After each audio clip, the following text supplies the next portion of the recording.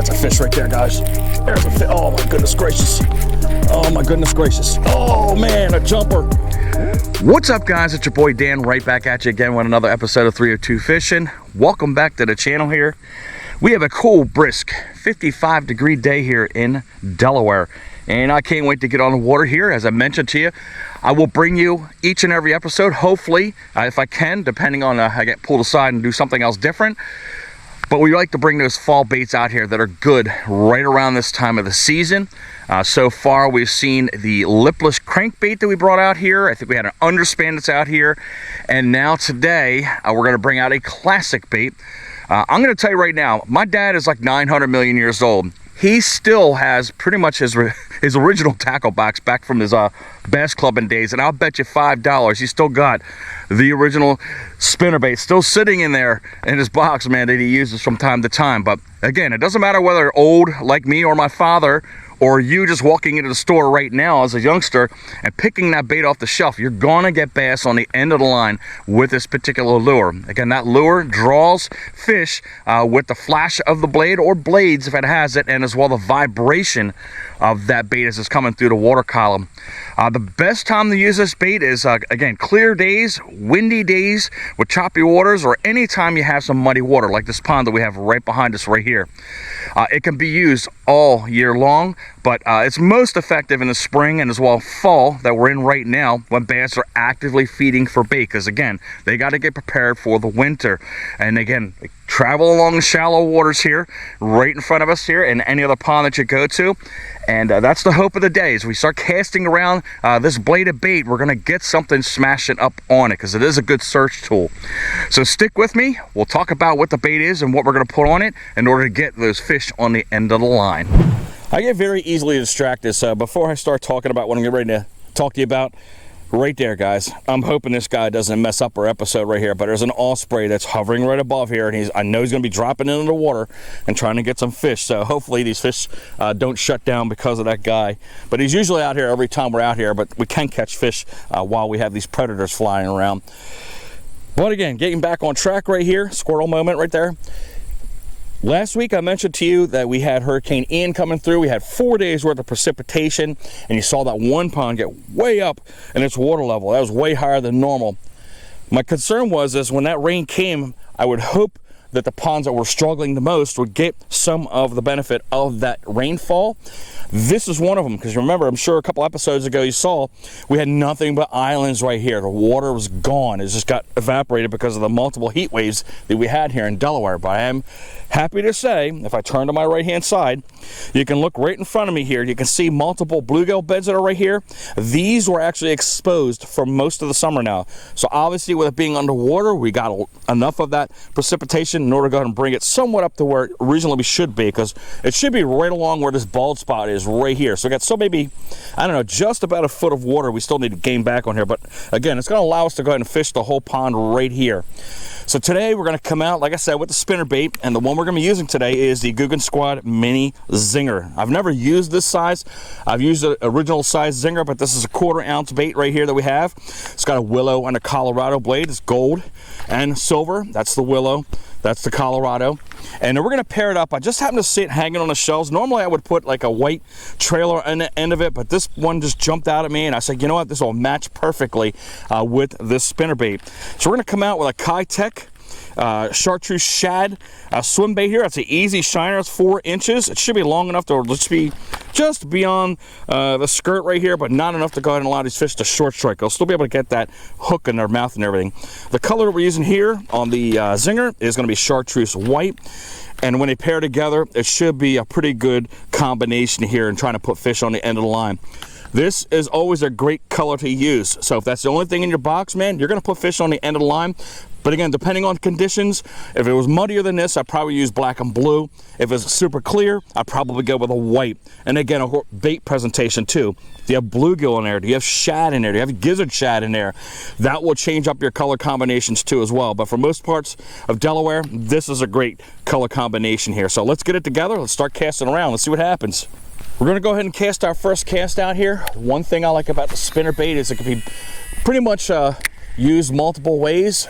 You can slow roll this bait You can burn this bait. This bait could be used by itself with no swim bait or with a swim bait. But either way, this thing's gonna get some fish on the end of the line. Again, we're gonna go up and down this shoreline right now because then we don't have the time to go ahead and go around this whole pond effectively, and pretty much the productive part is on this side right now. So if we get 1 or 2 guys, like I said, that's good for us right now, and hopefully you'll enjoy me getting those fish on the end of the line if I'm able to do that. There's no way these fish are not gonna see that bait.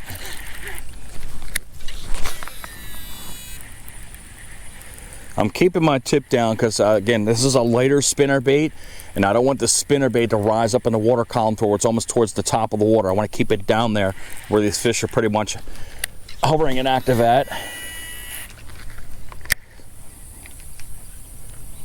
But when I cast it out there, let it drop in the water, I'm not going to come up with a violent pull. This is all I need to do, just to get it off the bottom, tweak, just like that. And just, again, slowly crank. This is a pretty effective method too if you have chatterbaits.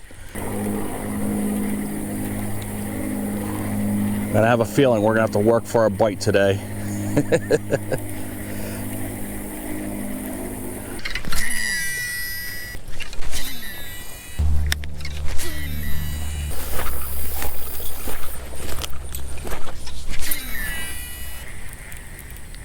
Oof, that was a hit right there.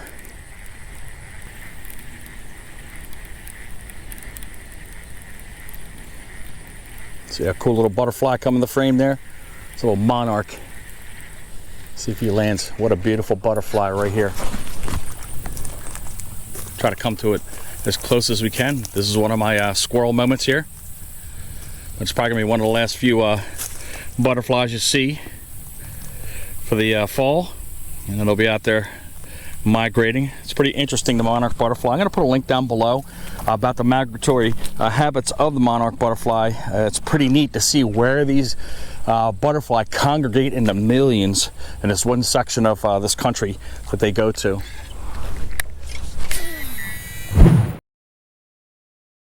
All right, we got to get stepping right here. It's almost noon, which means I got about maybe a half an hour left of time here to fish.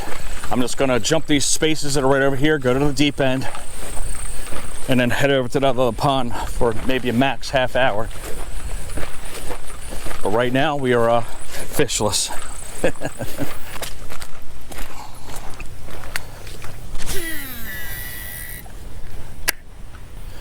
at those little minnows just suspended right on top there, chilling.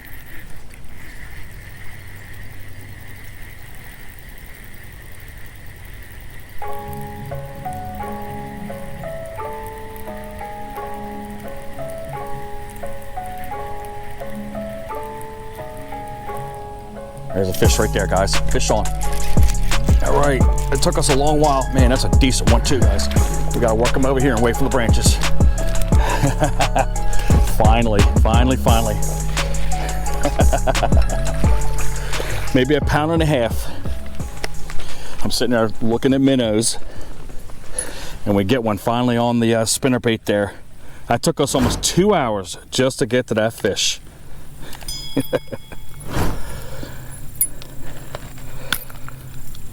But I was noticing over on my right hand side, remember I told you that we hadn't seen any bluegill surfacing, but there was a couple surfacing over here and a couple over here.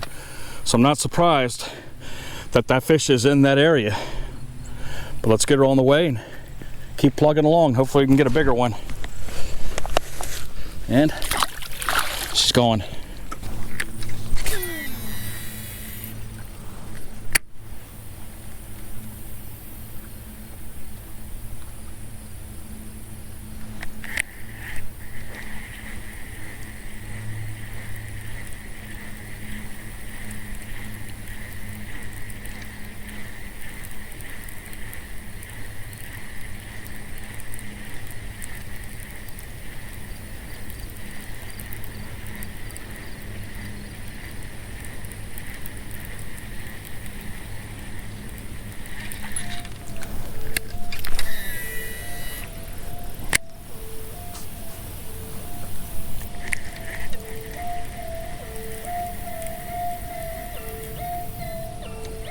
That's a fish right there, guys.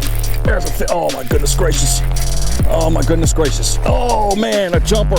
Woo!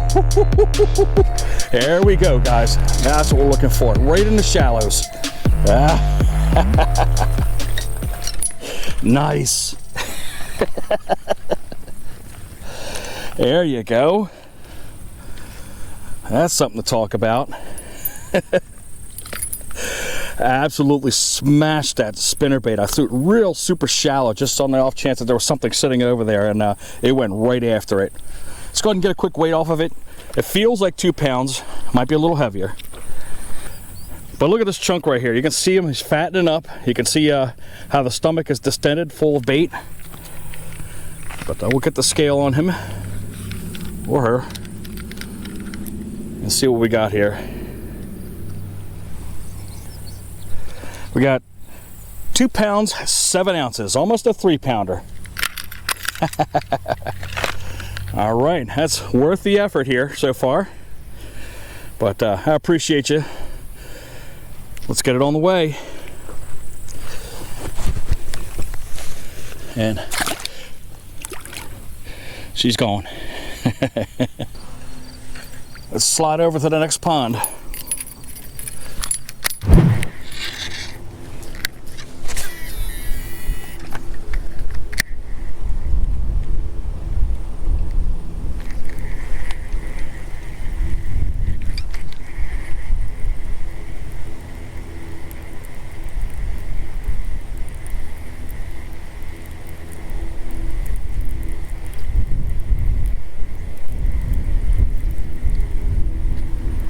Look at us. Did you see that, guys?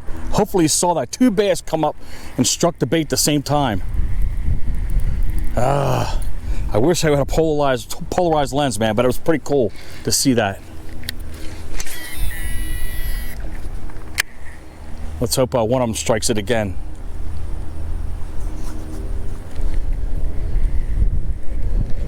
I've never seen that happen in my whole life.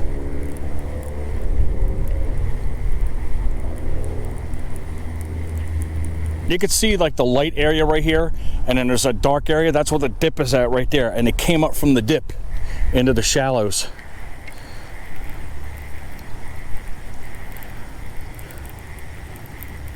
But pretty much when I was doing the slow roll all day today, that's when I've been getting the bites. When I was trying to do a fast retrieve, they had nothing to do with it.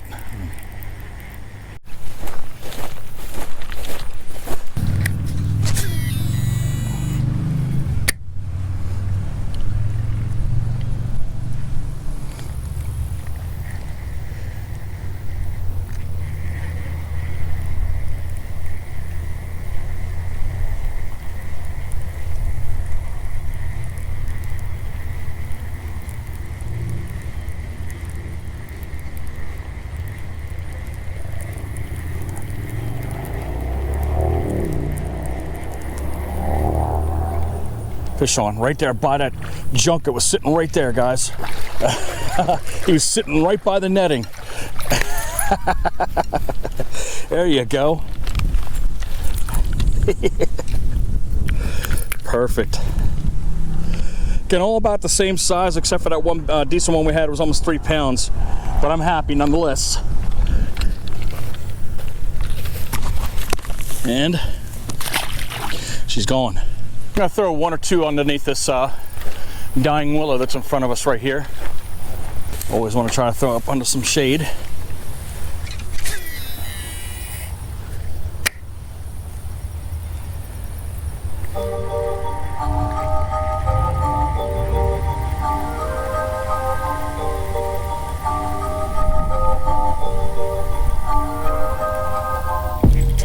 There's a fish right there, guys, right in the shade line. Nice. All right. That's a good way to end the episode. It's a decent one. Man, look at that thing fight. Nice, nice, nice, nice. All right. Oh my goodness gracious. Quick release. That's a good way to end the episode out, guys. If you like this episode, of course, give me a big fat thumbs up. Subscribe to the channel. Drop a comment below. Share the video out. get out your spinner baits out in the fall, you do get some strong bites off of this here. Once more, this is the GOOGAN mini clutch with a willow and a Colorado leaf blade on it. And of course we got a little swim bait by KEITICH. That was Chartreuse. Shad was the color right here, but we didn't get a whole ton of bass, but we did get some decent quality bass on the end. So I hope you guys appreciate that, and I hope to see you on the next episode.